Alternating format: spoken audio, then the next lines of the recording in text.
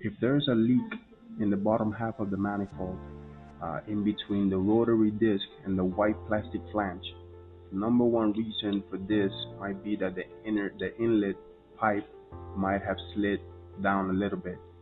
So to fix this, you're gonna have to go up top and loosen the three socket sets, the three set screws holding the upper chamber.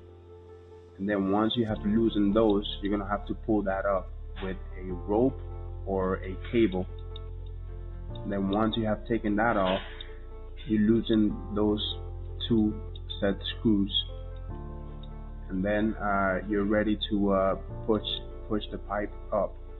And how we're gonna push the pipe up, you're gonna go all the way down and take out that 90 elbow.